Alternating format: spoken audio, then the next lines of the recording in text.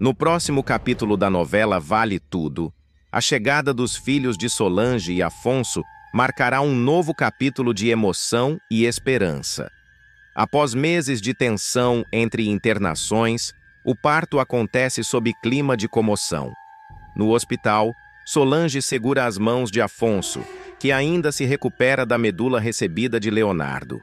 Entre lágrimas e risos, os dois escutam o primeiro choro dos gêmeos, um menino e uma menina, símbolo de recomeço para o casal que enfrentou o impossível. Enquanto isso, na TCA, o clima é o oposto. Consuelo e Marieta trabalham secretamente em meio a pilhas de relatórios. As duas descobrem um rastro de fraudes que pode destruir a reputação da companhia. Depósitos sem origem, contratos falsos e assinaturas adulteradas apontam diretamente para Marco Aurélio. Cada documento analisado é uma peça de um quebra-cabeça que, quando completo, promete implodir o império construído por Odete Roitman. Antes de continuar, clique no botão de gostei, se inscreva no canal e comente de qual cidade você assiste a novela. Em outro canto da cidade, Raquel, agora a avó coruja, mostra as fotos do pequeno Salvadorzinho para Poliana.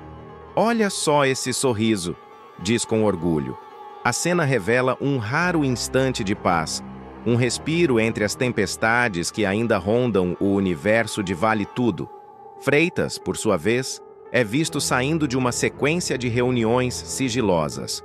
Pouco depois, um fotógrafo o flagra entrando sozinho em um táxi no centro. O olhar distante e o celular colado ao ouvido indicam que ele está envolvido em algo grande, talvez mais um elo no labirinto de corrupção da TCA. Fátima, emocionalmente abalada, encara os questionamentos de Olavo sobre o futuro. "Você sabe mesmo o que quer?" ele pergunta, sem imaginar o peso das dúvidas que ela carrega. E no ápice do capítulo, policiais batem à porta do apartamento de Marco Aurélio. O barulho das sirenes corta o silêncio da noite. Ele tenta esconder pastas e desligar o computador, mas é tarde demais. O cerco se fecha e a queda do magnata parece inevitável. Raquel jamais poderia imaginar que, ao acordar naquela manhã, estaria prestes a mudar o rumo da própria vida e o destino de toda a trama. A cozinheira, prática e acostumada com as labutas da Paladar, atravessa as portas da delegacia apenas para registrar um furto bobo. Mas o que deveria ser um simples boletim de ocorrência se transforma no maior escândalo da história de Vale Tudo. Ao errar o corredor, ela ouve vozes. Uma risada conhecida ecoa, fria, cortante. Raquel para, o coração dispara. A curiosidade fala mais alto. Ela se aproxima colada à parede e o que vê é de tirar o chão dos pés. Odete Roitman, viva, pulsante, com o mesmo olhar gélido e arrogante de sempre, conversa tranquilamente com o delegado. "Sem dúvidas, delegado. Sem a tua ajuda, eu não teria conseguido enganar todo esse povo", diz a vilã com aquele deboche que fez história. Raquel quase deixa o celular cair. O delegado, satisfeito, responde com vaidade. "Os amigos são para isso mesmo, dona Odete. Eu só consegui esse cargo graças à senhora. Agora quero subir mais, virar secretário." A cozinheira sente o sangue gelar. Esconde-se melhor, o coração martelando nas costelas. Com a mão trêmula, saca o celular e começa a gravar. A imagem é tremida, mas o som é claro. Odete continua o teatro, com aquele tom venenoso que só ela domina. "Pode deixar, meu bem. Mesmo de longe, eu mexo os meus pauzinhos. Ninguém pode saber que tô viva." O delegado alerta. "Coloque a peruca ao sair, por favor. E cuidado com as câmeras da entrada." Raquel prende o ar. Odete fala em uma mala de dinheiro, um documento falso e um Pix que poderia levantar suspeitas na Receita. "Nada de rastros digitais", adverte a vilã. Raquel, apavorada, percebe que está diante de algo muito maior que uma farsa. É uma conspiração. Ela ouve ainda Odete mencionar um novo plano, algo que deixará o país em choque. O delegado hesita, temendo a gravidade, mas ela o corta com frieza. "Você vai me ajudar sim, porque também tem o rabo preso comigo. O vídeo termina com essa frase. Uma sentença, uma confissão. Raquel mal consegue andar. O peso daquele segredo é devastador. Horas depois, em casa, Raquel procura Ivan. Você não vai acreditar no que eu descobri, diz ofegante. Ele a encara preocupado. Como é que é? Você flagrou a Odete viva dentro da delegacia com o delegado? Pergunta incrédulo. Raquel confirma com um aceno firme e os olhos marejados.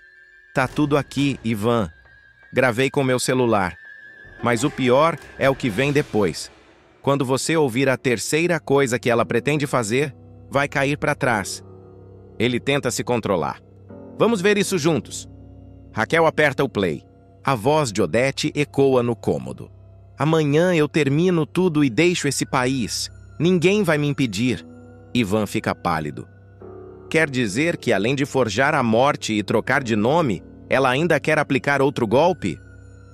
Raquel, nervosa, segura as mãos dele. A gente não pode deixar essa mulher concluir esse plano. Ela não vai parar até destruir todo mundo. Ivan respira fundo. Você tem razão. Isso precisa vir à tona. Vamos fazer o Brasil inteiro saber. Os dois decidem agir. Ivan propõe chamar Bartolomeu. Ele vai saber o que fazer. O velho conhece os atalhos da lei melhor que ninguém. Pouco depois, os três se encontram.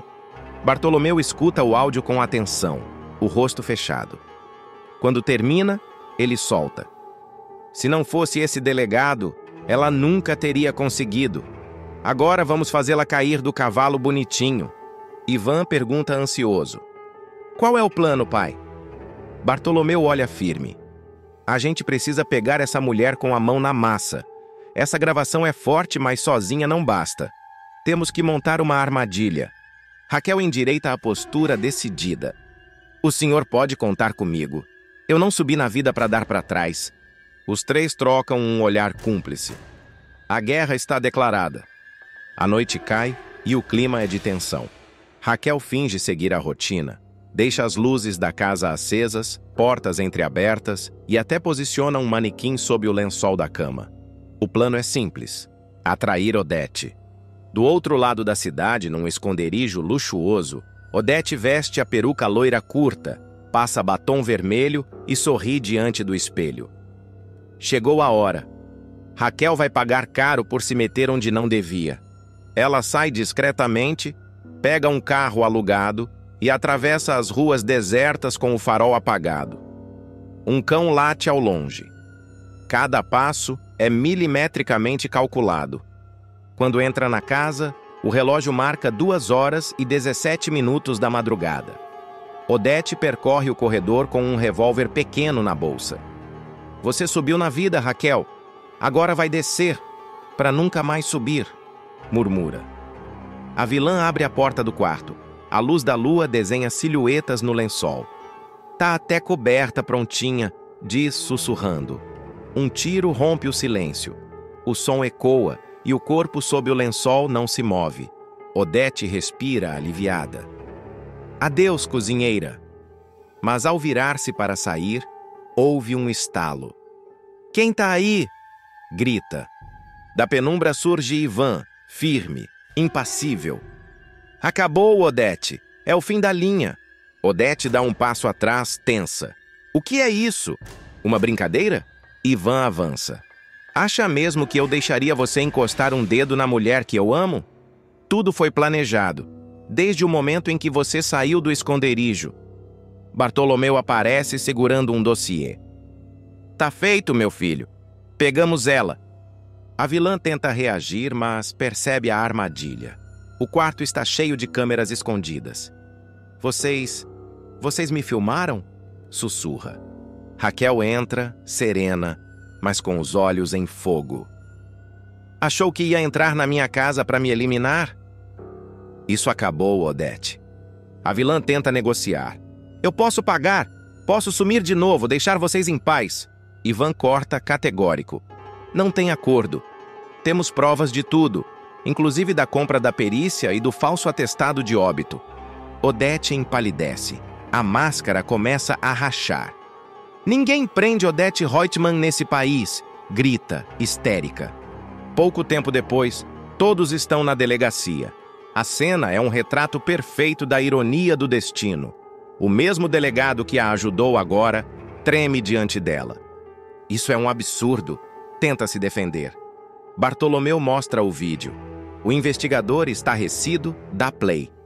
A imagem mostra Odete e o delegado conversando. Pode deixar, meu bem. Ninguém pode saber que tô viva. Silêncio. O investigador ergue o olhar. Quer dizer que queria subir na vida fazendo coisa errada? Pois vai subir, mas de camburão. Dá voz de prisão aos dois. As algemas tilintam. Odete ainda tenta sorrir. Vocês acham que venceram, mas o jogo nunca acaba. Raquel a encara, firme. Acabou sim, Odete. Dessa vez, nem a tua frieza, nem o teu disfarce, nem os teus contatos vão te salvar. A vilã, ainda altiva, é levada. As luzes dos flashes estouram. Repórteres se aglomeram. O país inteiro comenta. Odete Reutemann está viva. E presa. No fundo da cela, ela ajeita a peruca pela última vez e murmura, com veneno nos lábios. Raquel, que me aguarde. Um império não desaba assim tão fácil. Na manhã seguinte, a notícia toma conta do país. Os noticiários estampam manchetes em letras garrafais. Odete Reutemann está viva e presa. As imagens do momento em que ela foi algemada viralizam e as redes sociais fervem. Empresários, políticos e antigos aliados da vilã entram em pânico. Cada um teme o que ela possa revelar dentro de uma cela. No presídio feminino, a tensão é densa. Odete chega altiva, com o mesmo olhar que um dia intimidou ministros, acionistas e jornalistas. Mas, pela primeira vez, seu poder não vale nada. A carcereira Amanda despir-se dos adornos e recolhe a peruca loira com um olhar de desdém. Aqui dentro, a senhora é só mais uma. A frase corta fundo. Pela primeira vez, Odete sente o gosto amargo da impotência. Ainda assim, o orgulho fala mais alto. Vocês podem me trancar, mas não podem apagar meu nome. Rosna. Do outro lado da cidade, Raquel observa tudo pela televisão. Não há comemoração. Apenas silêncio. Ela encara a tela, respirando fundo. Ivan se aproxima e segura sua mão. Conseguimos, mas o preço foi alto. Raquel balança a cabeça. Valeu a pena. Agora o país sabe quem ela realmente é. Bartolomeu chega logo depois, trazendo uma pasta de documentos. O delegado abriu o bico. Já entregou todo o esquema de corrupção. Tem nome graúdo envolvido. Isso ainda vai dar muito pano pra manga. Raquel ouve, séria. Que tudo venha à tona. Eu não quero vingança, quero justiça. Marco Aurélio. Tenta aplicar novo golpe. Na TCA, mas gera desconfiança e cava a própria cova. A máscara de Marco Aurélio começa a rachar. E o império de poder que ele construiu sobre mentiras e manipulação ameaça desmoronar de uma vez por todas. À frente da TCA, o empresário se sente mais intocável do que nunca. Desde a morte de Odete Reutemann, ele acredita que é o único capaz de manter o legado da empresa, mas por trás do discurso corporativo, seu verdadeiro plano é outro: sugar até o último centavo da holding antes que a casa caia. As reuniões de diretoria se tornam cada vez mais tensas. Tiago e Afonso, ainda em conflito após os últimos escândalos envolvendo o nome da TCA, começam a desconfiar das decisões tomadas sem consulta prévia. Marco Aurélio, com seu velho ar de superioridade, ignora as perguntas, sempre jogando com palavras e discursos motivacionais sobre modernização e eficiência. Mas entre os corredores, os boatos crescem. E Consuelo, a fiel secretária que o acompanhou por anos, passa a enxergar o que antes se recusava a admitir. O chefe que ela admirava é, na verdade, um criminoso astuto e perigoso. A gota d'água vem quando Consuelo encontra um documento interno que não deveria existir, uma autorização de transferência milionária para uma conta estrangeira em nome de uma empresa fantasma chamada Reutemann Trading Ltd, com sede em Luxemburgo. Ao cruzar dados, ela descobre que o mesmo nome aparece em diversas operações aprovadas por Marco Aurélio. É o fio da meada. Determinada a pôr fim à farsa, ela procura Marieta, a assistente financeira, uma mulher discreta, mas com um olhar clínico para números. Juntas, começam a trabalhar nas sombras. Nos fins de tarde, quando a maioria dos funcionários já foi embora, as duas se trancam em uma sala com pilhas de relatórios, notas fiscais, autorizações de transferência e extratos bancários. O que descobrem é estarrecedor, uma teia de corrupção que se estende por meses, com ramificações em contratos fictícios e pagamentos a empresas inexistentes. Enquanto isso, Marco Aurélio se mostra cada vez mais nervoso. Ele sente que está sendo observado. Um simples atraso em uma reunião já o faz perder a calma. Leila tenta acalmá-lo, mas o executivo explode, dizendo que não confia mais em ninguém. "Estão me cercando, Leila! Alguém está me vigiando!" grita ele, arremessando uma taça contra a parede do luxuoso apartamento. Leila, que sempre viveu à sombra das promessas de luxo e poder, começa a perceber que o castelo de ouro está desmoronando. Mesmo assim, ela permanece ao lado dele, não por amor, mas por medo e conveniência. Afinal, sabe demais para simplesmente desaparecer. Na sede da TCA, o clima é de inquietação. Tiago percebe inconsistências nos relatórios trimestrais e decide confrontar o pai. Já Afonso, que ainda tenta acreditar que Marco Aurélio pode se redimir. Mas as evidências se acumulam. "Ele está escondendo algo, tio. Esses números não batem", afirma Tiago, mostrando uma planilha alterada. Afonso, abatido, não responde. Apenas desvia o olhar, consciente de que o destino da empresa está por um fio. Enquanto o conselho discute cortes e ajustes, Marco Aurélio convoca uma coletiva interna, anunciando o que chama de reestruturação administrativa. Com sua eloquência habitual, ele promete uma nova era de prosperidade, mas o verdadeiro objetivo é transferir o controle financeiro para uma conta de fachada, disfarçando o golpe como investimento internacional. Uma reunião emergencial é convocada. Marco Aurélio chega confiante, exibindo o mesmo sorriso frio de sempre. Mas algo está diferente. O olhar dos conselheiros, o silêncio da sala, o ar denso de expectativa. O presidente tenta conduzir o encontro, até que um dos diretores o interrompe. "Senhor Marco Aurélio, gostaríamos que explicasse algumas movimentações recentes." O executivo congela. Na tela, projetam-se extratos, contratos e transferências em série. Tudo está ali. As assinaturas, as datas, os valores. Ele tenta disfarçar, alegando erros contábeis, mas ninguém acredita. Enquanto o clima se torna insustentável, Consuelo observa da porta. O coração dispara. Ela sabe que aquele é o início do fim. A partir dali, o caso passa para as mãos da Polícia Federal, que começa uma investigação sigilosa, rastreando contas, empresas e ligações internacionais. Agentes passam a vigiar o prédio da TCA, e a imprensa começa a farejar o escândalo. Ciente de que a corda está apertando, Marco Aurélio tenta ganhar tempo. Ordena a Leila que organize uma fuga. "O jatinho estará pronto amanhã. Nós vamos sumir antes que eles percebam." Mas o que ele não imagina é que a PF já interceptou suas ligações. A cada tentativa de transferência, um alerta é emitido. O cerco se fecha. Na noite seguinte, o empresário chega ao hangar acompanhado de Leila. O clima é de desespero contido. "Não olha para trás!" ele ordena, apressado. As malas estão cheias de dinheiro vivo e documentos falsos. Leila hesita. "E se eles aparecerem?" "Eles não vão aparecer", responde ele, sem imaginar o que está por vir. O ronco das turbinas ecoa no ar quando os faróis das viaturas cortam a escuridão. "Polícia Federal! Mãos na cabeça!" gritam os agentes. O pânico toma conta.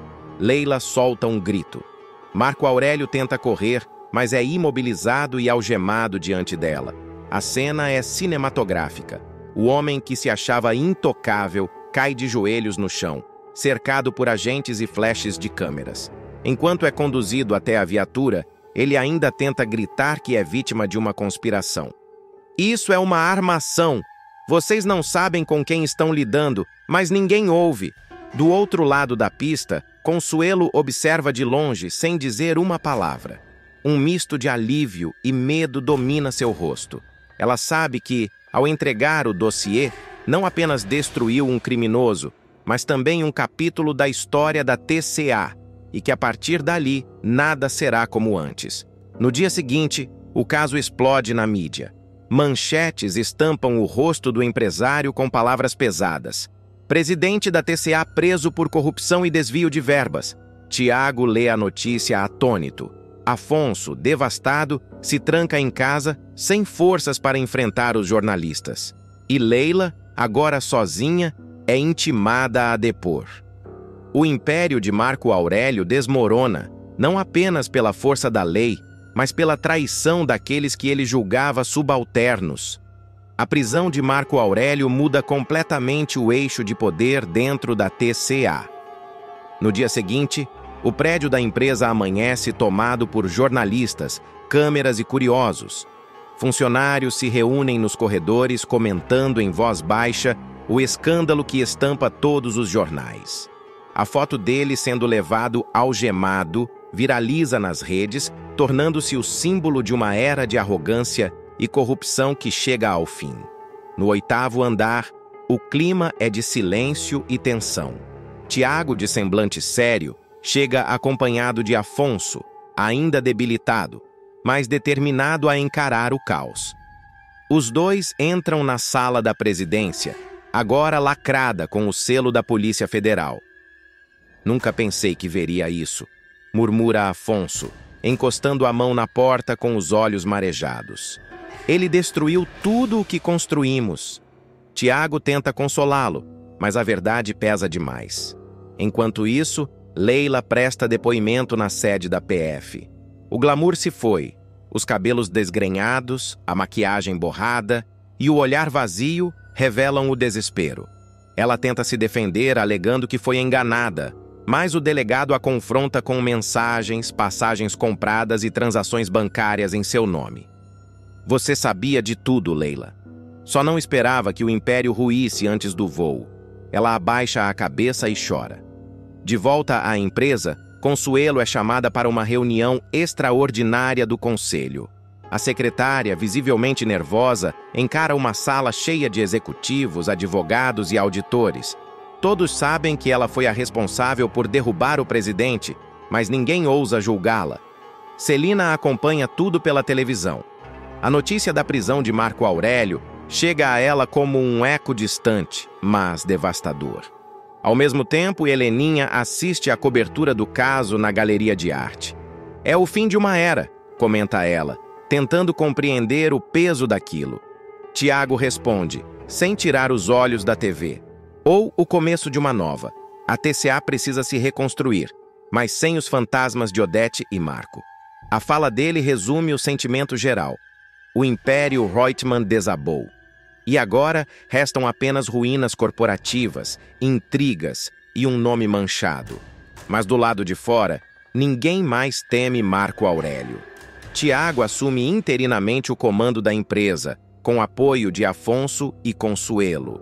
As primeiras medidas são duras: suspensão de contratos, auditorias externas e a criação de um comitê de ética. O jovem, antes visto apenas como o herdeiro indeciso, finalmente mostra pulso firme. A TCA não vai mais ser sinônimo de corrupção. Maria de Fátima vai passar por um dos momentos mais marcantes de toda a sua trajetória. Um episódio que vai abalar as estruturas da novela e mudar para sempre o rumo da vida da vilã. O parto da jovem, que já vinha sendo cercado de mistérios e tensões, se transformará em uma verdadeira reviravolta, revelando um detalhe chocante sobre o bebê que vai deixá-la completamente transtornada. Pela primeira vez, Maria de Fátima será obrigada a confrontar suas próprias falhas, sua vaidade e o preço de suas escolhas egoístas. Tudo começa quando Fátima chega sozinha ao hospital, em plena madrugada. As luzes frias dos corredores refletem seu rosto pálido e exausto. Nenhum familiar a acompanha, nenhum amigo a espera, nem mesmo César, o homem que ela acreditava ter manipulado a ponto de fazê-lo ficar ao seu lado, aparece. É a primeira vez que a ambiciosa moça, acostumada a desfilar entre os poderosos e a viver de aparências, se vê reduzida à própria solidão. A enfermeira pergunta o nome do pai da criança e ela hesita. Sua voz falha. "Não tem pai?", responde, num sussurro quase imperceptível. Durante o exame de ultrassom de emergência, o médico percebe algo incomum.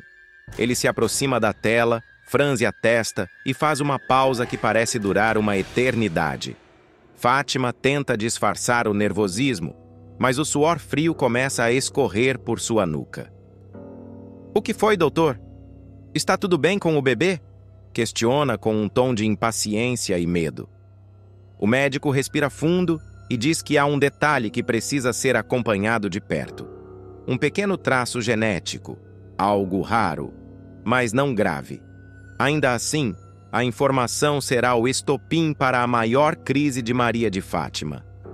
Horas depois, a dor das contrações a domina.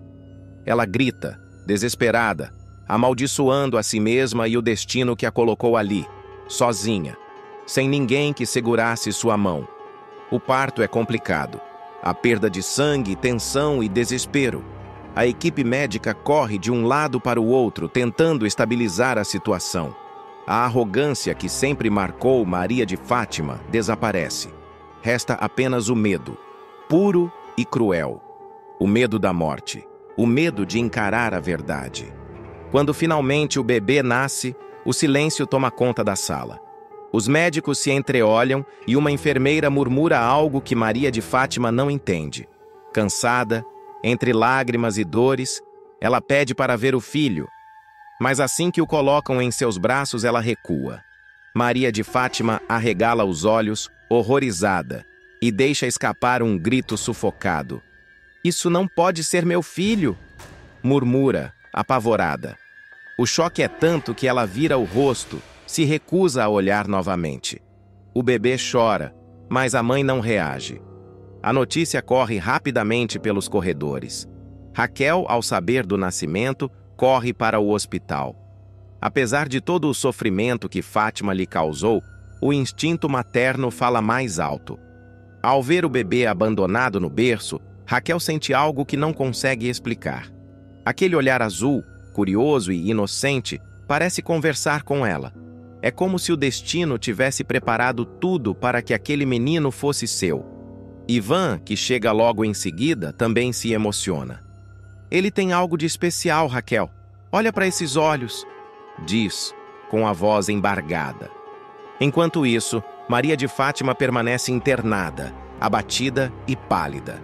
Os médicos informam que ela está anêmica e precisa de repouso. Mas a moça, inquieta e dominada pela vergonha, decide fugir. No meio da madrugada, ainda fraca, ela se levanta da cama, tira os fios do soro e caminha até a saída do hospital.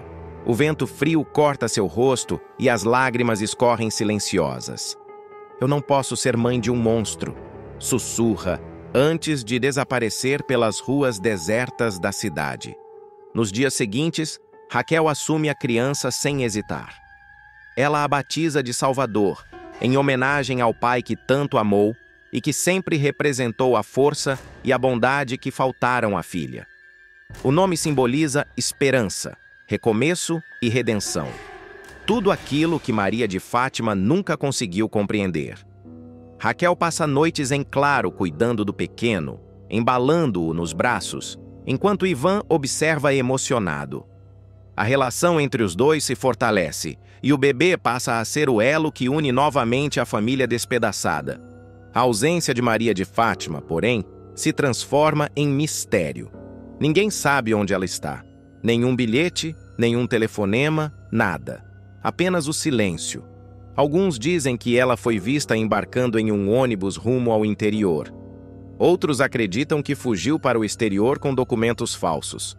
Mas há quem garanta tê-la visto vagando pelas ruas, com olhar perdido, murmurando o nome do filho que rejeitou. Enquanto isso, o pequeno Salvador cresce saudável, cercado de amor e cuidado. Sua presença parece iluminar a casa de Raquel. Até mesmo os vizinhos comentam. É como se esse menino tivesse vindo para curar feridas. A cada sorriso, a cada olhar azul que encara o mundo com pureza, todos sentem que ele carrega algo especial, um toque de destino, um elo invisível que liga o passado ao futuro. Mas o destino ainda reserva surpresas. A verdade sobre o nascimento de Salvador começa a despertar curiosidade. Os boatos se espalham. Há quem diga que o pai da criança pode não ser quem todos pensam. E aos poucos, a história da criança rejeitada começa a se transformar em lenda. Raquel, no entanto, evita falar sobre isso. Prefere manter o foco no presente, cuidar do neto e reconstruir sua vida. Mas, no fundo, sente que o desaparecimento de Maria de Fátima ainda vai trazer consequências. E quando menos esperar, o passado baterá à sua porta, com força, dor e revelações que mudarão tudo novamente. Os meses passam, e a ausência de Maria de Fátima se transforma em um vazio que, aos poucos, deixa de ser dor e passa a ser lembrança. Raquel, apesar de tudo, sente uma ponta de compaixão pela filha, mas se recusa a procurá-la. Ela precisa encontrar o próprio caminho, diz com firmeza, enquanto embala o pequeno Salvador em seus braços. O bebê, agora com poucos meses de vida, é a alegria da casa. Ivan o trata como um filho, e a energia que ele traz parece purificar o ambiente, apagando as sombras que antes rondavam aquela família. Enquanto isso, nos cantos sombrios de um hotel barato, Maria de Fátima reaparece. O semblante é outro, abatida, pálida, com olheiras profundas e o olhar perdido. A mulher que antes desfilava com arrogância pelas ruas, agora mal reconhece o próprio reflexo no espelho. O dinheiro que restava acabou, os contatos sumiram e o orgulho virou poeira.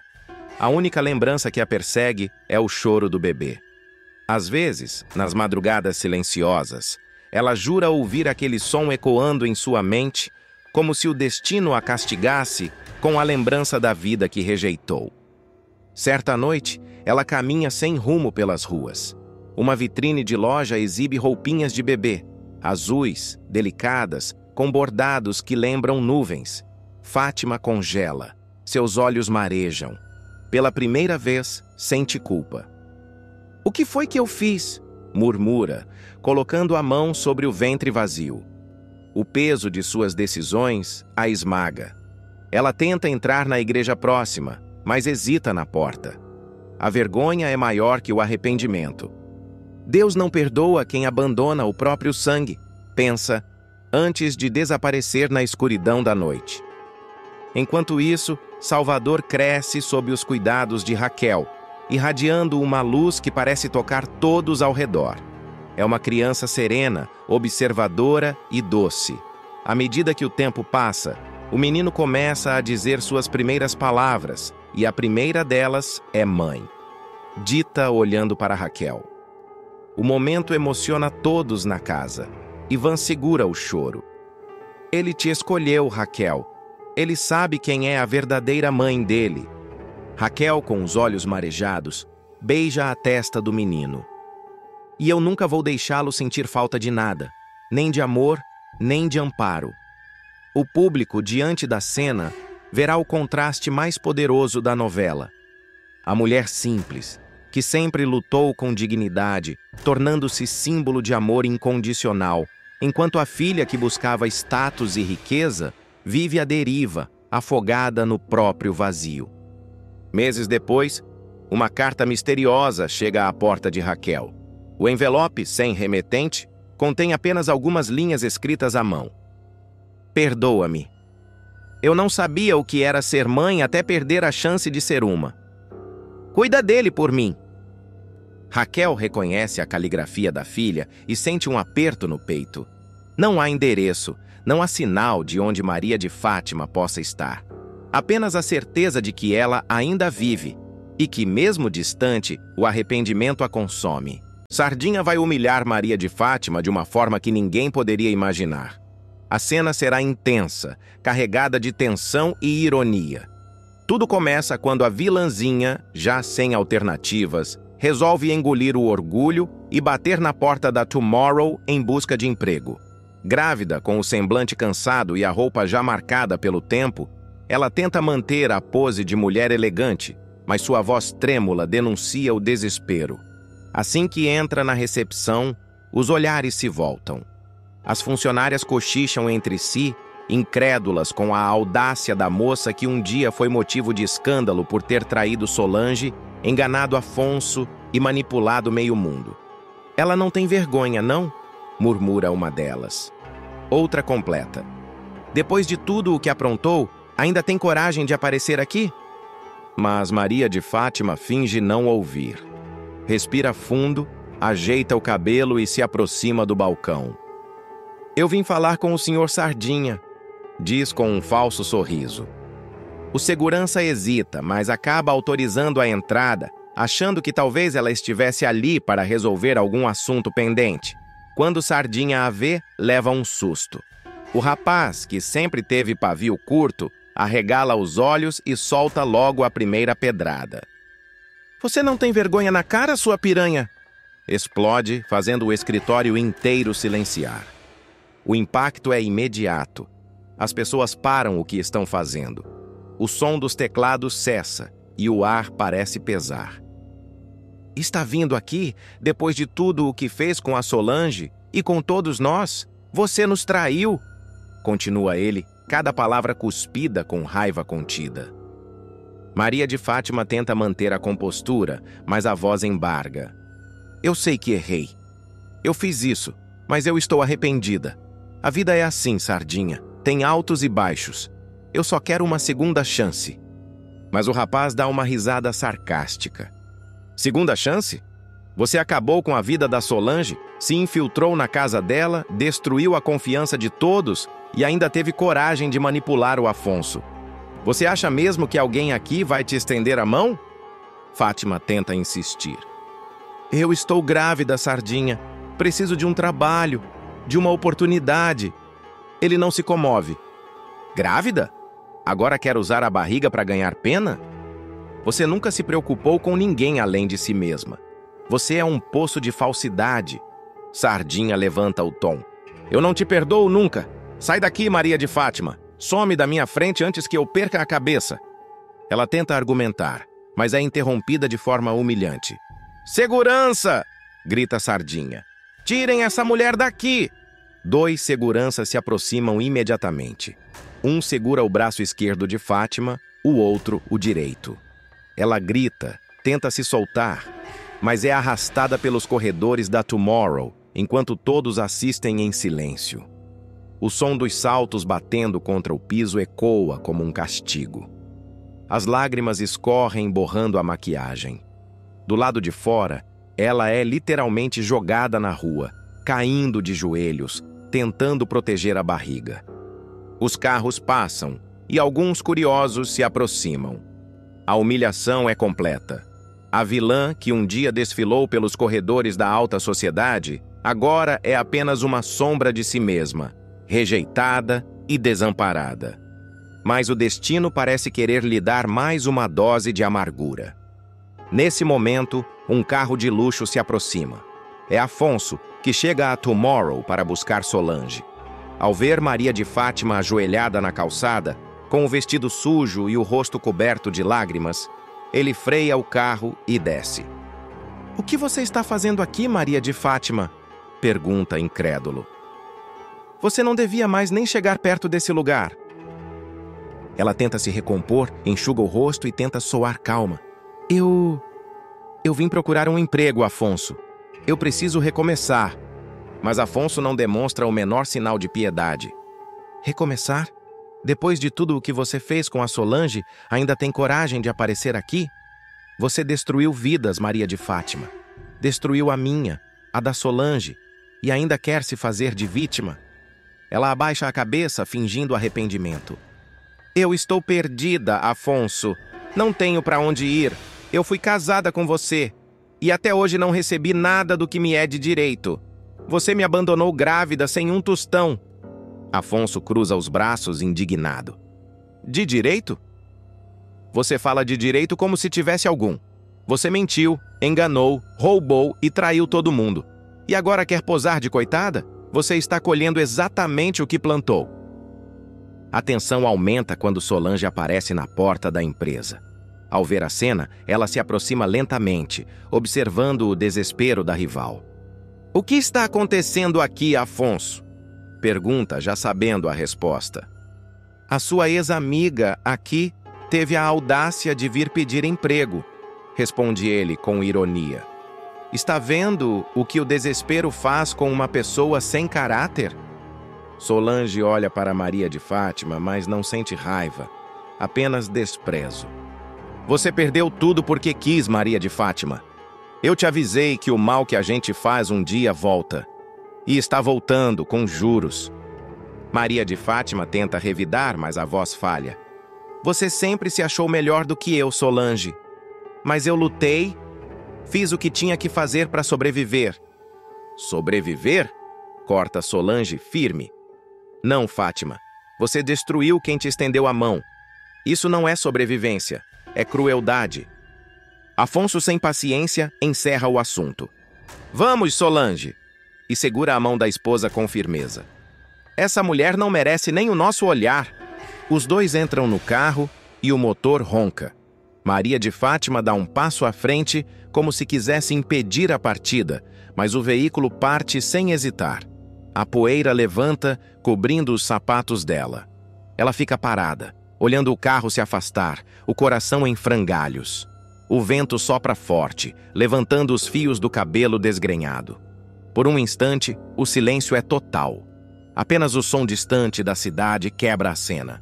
No chão, o crachá que ela tentou usar para entrar na empresa rola até o meio-fio. O nome Tomorrow brilha sob a luz do sol. Um lembrete cruel de que o futuro que ela tanto sonhou não lhe pertence mais. Mas Maria de Fátima, mesmo ferida, não é mulher de desistir. A humilhação, em vez de quebrá-la, desperta algo sombrio dentro dela. Um olhar frio, calculado, ressurge. Ela respira fundo, passa a mão na barriga e murmura com os olhos fixos no prédio da Tomorrow. Eles vão se arrepender. Todos eles. A câmera se aproxima lentamente, captando o olhar determinado da vilã. O rosto sujo, o batom borrado e o orgulho ferido compõem a imagem perfeita da vingança prestes a nascer. Nos bastidores da cidade, um novo capítulo de guerra começa a se formar. E Maria de Fátima promete voltar mais perigosa do que nunca.